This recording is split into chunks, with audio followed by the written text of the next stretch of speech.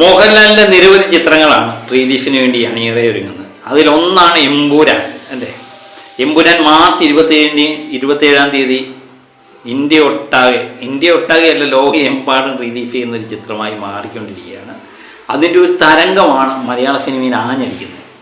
ഇതിനിടയിൽ മോഹൻലാലിൻ്റെ പല ചിത്രങ്ങളും തുടരും എന്ന് പറയുന്ന ചിത്രത്തിൻ്റെ റിലീസ് മാറ്റിവെച്ചു. തരുൺമൂർത്തി സംവിധാനം ചെയ്യുന്ന മോഹൻലാൽ, രജപുത്ര, രഞ്ജിത്ത് എന്നിവർ ഒന്നിക്കുന്ന തുടരും എന്ന ചിത്രത്തിൽ നമ്മൾ വളരെ നാളായിട്ട് ആഗ്രഹിച്ചിരിക്കുന്ന ഒരു കോംബോ ശോഭനയും മോഹൻലാലും ഒന്നിച്ച് അഭിനയിക്കുന്നു. അതിൻ്റെ OTT റൈറ്റ്സ് 20 കോടി രൂപയ്ക്ക് വിറ്റുപോയി എന്നൊക്കെ കേട്ട് കഴിയുമ്പോൾ അതിൻ്റെയും പ്രതീക്ഷ വാനോളമാണ്. ഏകദേശം മേയോടനുബന്ധിച്ചാണ് ഈ പണം റിലീസ് ചെയ്യാനുള്ള സാധ്യത കാണുന്നത്. ഇതിനിടയിൽ 1-2 ചിത്രങ്ങളുടെ പ്രഖ്യാപനം നടന്നിട്ടുണ്ട്. അനൂപ് മേനോൻ്റെ ചിത്രമാണ്. അത് പൊതുവെ ആരാധകരെ സംബന്ധിച്ചൊരു നിരാശ നൽകുന്ന ഒരു വാർത്തയാണെങ്കിലും അത് വളരെയധികം പ്രതീക്ഷയുള്ളൊരു ചിത്രമായിട്ടാണ് എനിക്ക് തോന്നുന്നത്. കാരണം പകൽ നക്ഷത്രങ്ങൾ എന്ന് പറയുന്ന അനൂപ് മേനോൻ്റെ ചിത്രത്തിന് മോഹൻലാൽ അഭിനയിച്ചിട്ടുണ്ട്. അതിൽ മികച്ചൊരു കഥാപാത്രമാണ് ലാലേട്ടൻ അവതരിപ്പിച്ചത്. ആ രീതിയിലുള്ള ഒരു ചിത്രം തന്നെ ആയിരിക്കാം ഇത് അനൂപ് മേനോൻ്റെ നിന്ന് പ്രതീക്ഷിക്കുന്നത്. അതുപോലെ പ്രതീക്ഷയില്ലാതെ നമ്മൾ കാത്തിരിക്കുന്ന ചിത്രത്തിൽ ഏതെങ്കിലുമൊക്കെ ഉണ്ടെങ്കിൽ അതൊരു വൻ ഹിറ്റിലേക്ക് മാറാനുമാണ് സാധ്യത കൂടുതൽ. ഇതിനിടയിൽ സത്യൻ അന്തിക്കാടിൻ്റെ പുതിയ ചിത്രത്തിൽ മോഹൻലാൽ അഭിനയിച്ചുകൊണ്ടിരിക്കുന്നു. ഹൃദയപൂർവ്വം എന്ന് പേരിട്ടിരിക്കുന്ന സത്യൻ അന്തിക്കാടിൻ്റെ ചിത്രം. സത്യൻ അന്തിക്കാടിൻ്റെ നിരവധി ചിത്രങ്ങളിൽ സന്മനം ഫുള്ളോർ, സമാധാനം തൊട്ട് ഇങ്ങോട്ട് എടുത്തു കഴിഞ്ഞാൽ നിരവധി ചിത്രങ്ങളിൽ ലാലേട്ടനെ നമ്മൾ കാണാൻ ആഗ്രഹിക്കുന്ന രീതിയിൽ തന്നെ സത്യൻ അന്തിക്കാട് അവതരിപ്പിച്ചിട്ടുണ്ട്. ഒത്തിരി നാളിന് ശേഷമാണ് മോഹൻലാൽ സത്യൻ അന്തിക്കാട് കോംബോ ഒന്നിക്കുന്നത്. അപ്പം വളരെയധികം പ്രതീക്ഷയാണ് ലാലേട്ടൻ്റെ കഥാപാത്രത്തെപ്പറ്റി നമുക്കുള്ളത്. അതും സാധാരണക്കാരനായ ഒരു കഥാപാത്രമായിട്ടായിരിക്കാം ലാലേട്ടൻ അവതരിപ്പിക്കുന്നത്. തുടരും എന്ന ചിത്രത്തിലെ ഡ്രൈവർ ഷൺമുഖനെ പോലെ ഒരു സാധാരണക്കാരനായ കഥാപാത്രമായിട്ട് മോഹൻലാൽ അവതരിപ്പിക്കുന്നു എന്നാണ് നമുക്കറിയാൻ കഴിയുന്നത്. അത് അവിടെ നിന്ന് വരുന്ന പല പോസ്റ്ററുകളും പല സ്റ്റില്ലുകളും നമുക്ക് വളരെയധികം ആകർഷണത്വം തോന്നുന്നുണ്ട്. മോഹൻലാലിൻ്റെ പല ചിത്രങ്ങൾ ഹൃദയപൂർവ്വം എന്ന സെറ്റിൽ നിന്ന് ഒത്തിരി വരുന്നുണ്ട്. അതുപോലെ തന്നെ അതിൻ്റെ ഷൂട്ടിങ് തകൃതിയായി മുന്നോട്ട് പോയിക്കൊണ്ടും ഇരിക്കുകയാണ് എന്നുള്ള വിവരമാണ് നമുക്ക് കിട്ടുന്നത്. ഇതിനിടയിൽ ലാലേട്ടൻ്റെ ഹൃദയപൂർവ്വത്തെപ്പറ്റി ഞാൻ പറയുകയാണെങ്കിൽ സത്യൻ അന്തിക്കാട് മോഹൻലാൽ ടീമിൻ്റെ പല ചിത്രങ്ങൾ നമുക്ക് കുടുംബ പ്രേക്ഷകർക്ക് വളരെയധികം ഇഷ്ടമായ ഒത്തിരി ചിത്രങ്ങളുണ്ടല്ലേ. എന്തിനേറെ പറയുന്നു, TP ബാലഗോപാലൻ MA എന്ന് പറയുന്ന ചിത്രം ഒക്കെ മതി. ലാലേട്ടൻ എനിക്ക് സംസ്ഥാന അവാർഡ് നേടിക്കൊടുത്ത ഒരു ചിത്രം കൂടിയാണ് TP ബാലഗോപാലൻ MA. അതിലെ സത്യൻ അന്തിക്കാട് മോഹൻലാൽ ടീമിൻ്റെ ആ കഥാപാത്രം, അതുപോലെ നിരവധി കഥാപാത്രം, രസതന്ത്രം,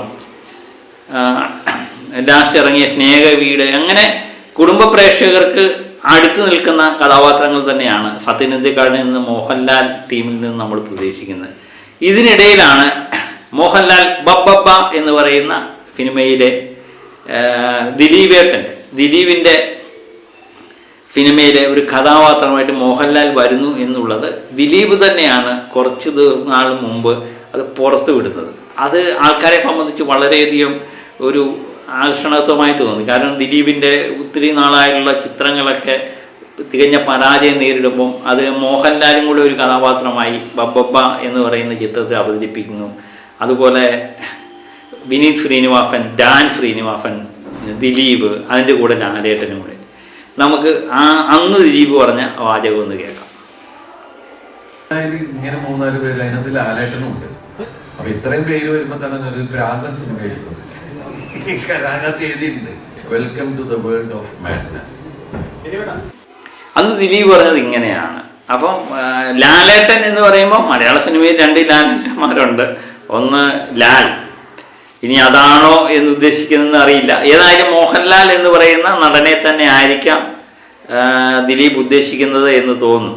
അതുപോലെ തന്നെ ഈയിടെ അതിൻ്റെ തിരക്കഥാകൃത്തിനോട് ഈ ചാനലുകാർ ചോദിക്കുന്നുണ്ട്. അവർക്ക് എല്ലാവർക്കും ബബ്ബ എന്ന് പറയുന്ന സിനിമയെപ്പറ്റി ചോദിക്കുമ്പോൾ ഒരു ചോദ്യം ഉറപ്പാണ്, മോഹൻലാൽ ഈ ചിത്രത്തിലുണ്ടോ എന്നുള്ളത്. ലാലേട്ടൻ എന്ന് പറയുന്ന നടൻ ഏതെങ്കിലും ഒരു സിനിമയിലെ ഒരു കഥാപാത്രമാകുമ്പോൾ അത് പ്രേക്ഷകരെ വളരെ ആകാംക്ഷയോടെ ആയിരിക്കും കാത്തിരിക്കുന്നത്. അതിന് തിരക്കഥാകൃത്ത് വളരെ ഒരു ഒഴുക്കം മട്ടിൽ പറഞ്ഞു പോവുകയാണ് ചെയ്തത്. ലാലേട്ടൻ ഉണ്ടെങ്കിൽ നിശ്ചയമായിട്ടും അത് പുറത്ത് വിടുക തന്നെ ചെയ്യും. എനിക്ക് തോന്നുന്നു ഒരു പ്രത്യേക രീതിയിലൊരു ടീസറായിട്ടോ ഒരു പ്രൊമോഷൻ വീഡിയോ ഒക്കെ ആയിട്ടായിരിക്കാം ഒരു പക്ഷേ ലാലേട്ടൻ എന്ന് പറയുന്ന നടനെ ഇവർ അവതരിപ്പിക്കുന്നത്. ഇതൊരു അടിപൊളി കഥാപാത്രമാണ് എന്ന് പറയപ്പെടുകയും ചെയ്യുന്നു. അത് ദിലീപ് തന്നെയാണ് പറയുന്നത്, ലാലേട്ടൻ പൊളിക്കുന്ന കഥാപാത്രമാണ് എന്ന് ദിലീപ് നേരത്തെ തന്നെ പറഞ്ഞിട്ടുണ്ട്. ഏതായാലും ഇതുമായിട്ട് ബന്ധപ്പെട്ട ഷൂട്ടിങ്ങുകളൊക്കെ ഏകദേശം പൂർത്തീകരിച്ചു വരുന്നു എന്നുള്ളതാണ്. ഓണത്തിന് ഒരു പക്ഷേ റിലീഫാകും. അപ്പം മോഹൻലാൽ എന്ന് പറയുന്ന നടനെ സംബന്ധിച്ച് തുടർച്ചയായി 2025 ഒത്തിരി ചിത്രങ്ങൾ, നിരവധി ചിത്രങ്ങൾ അണിയറയിൽ ഒരുങ്ങിക്കൊണ്ടിരിക്കുകയാണ്. ഇതിനിടയിൽ നിരവധി ചിത്രങ്ങളുടെ ഡേറ്റുകളൊക്കെ നമുക്കറിയാം. മാർച്ച് 27 എമ്പുരാൻ, ഒരുപക്ഷെ മെയ്യിൽ തുടരും. ഏപ്രിൽ 27 കണ്ണപ്പ എന്ന് പറയുന്ന സിനിമ റിലീസ് ചെയ്തത്. അത് തെലുങ്ക് ചിത്രമാണ്. അതിലും ഒരു പ്രധാനപ്പെട്ട റോളിൽ ലാലേട്ടൻ എത്തുന്നു എന്ന് പറയുന്നു. അതുപോലെ തന്നെ ഓണത്തിന് അങ്ങനെയെങ്കിൽ ബബ്ബ വരാം. അതുപോലെ തന്നെ ഫത്തിൻ അന്തിക്കാടിൻ്റെ മോഹൻലാൽ ടീമിൻ്റെ ചിത്രം ഓണത്തിന് റിലീഫായി എത്തും എന്ന് പറയുന്നു. അതുപോലെ നിരവധി അനൂപ് മേനോൻ്റെ ചിത്രം ദൃശ്യം 3യെ പറ്റി നമ്മൾ പറഞ്ഞില്ല. ദൃശ്യം 3 ഈ കൊല്ലം തന്നെ ഒരുപക്ഷെ കാണും. അങ്ങനെ നിരവധി കഥാപാത്രങ്ങൾ. ജോഷിയുടെ ചിത്രത്തെപ്പറ്റി പറയുന്നേക്കാം, അമൽ നീരജിൻ്റെ ചിത്രത്തെപ്പറ്റി പറയുന്നേക്കാം, ജിത്തു മാധവൻ്റെ ചിത്രത്തെപ്പറ്റി പറയുന്നത്. അങ്ങനെ നിരവധി ചിത്രങ്ങളാണ് അണിയറയിൽ ഇങ്ങനെ ഒരുങ്ങിക്കൊണ്ടിരിക്കുന്നത്. ലാലേട്ടൻ എന്ന് പറയുന്ന നടനെ മലയാള സിനിമയിൽ ഇത്ര അഭിവാജ്യമായ ഘടകമായി മാറിയിരിക്കുന്നു എന്ന് നമ്മൾ വർഷങ്ങളായിട്ട് നമുക്കറിയാം. എന്നാലും അതിനിപ്പോഴും ഒരു കോട്ടം തെറ്റിയിട്ടില്ല എന്ന് തന്നെയാണ് എമ്പുരാൻ്റെ വരവും എമ്പുരാൻ്റെ തരംഗവും. അതുപോലെ ലാലേട്ടൻ്റെ ഓരോ പടത്തെ പറ്റിയുള്ള വാർത്തകൾ പുറത്തു വരുമ്പം പ്രേക്ഷകർക്കുണ്ടാകുന്ന ഒരു എന്താ പറയുന്നത് ഒരു ഓളവും അതുപോലെ വല്ലാത്തൊരു വൈബാണ്. അതുപോലെ മോഹൻലാൽ, വിനീത് ശ്രീനിവാസൻ, ജാൻ ശ്രീനിവാസൻ, ദിലീപ് എന്നിവരെല്ലാവരും കൂടെ ഒന്നിച്ചു വരുമ്പം അതൊരു മലയാള സിനിമയിലെ ഒരു സംഭവമായി മാറാനുള്ള സാധ്യതയും കാണുന്നുണ്ട്.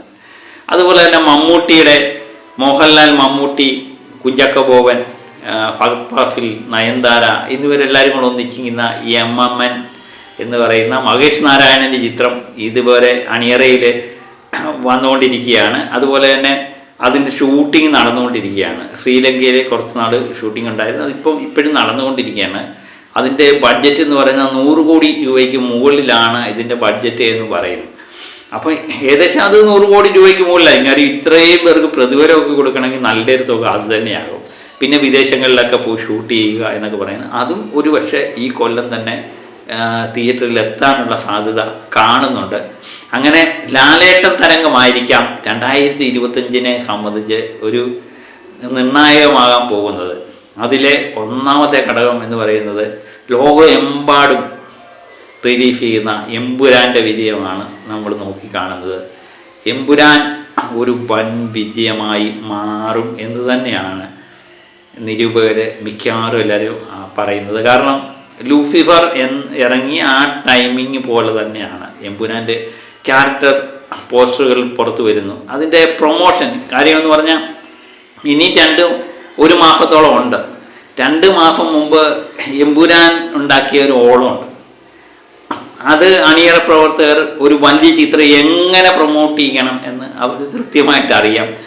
അവരതിനനുസരിച്ച് ഓരോ ദിനങ്ങളും ഓരോ വാർത്തകളുമായിട്ട് എമ്പുരാൻ ഇപ്പോഴും ജനങ്ങളുടെ മനസ്സിലേക്ക് കയറി വരികയാണ്.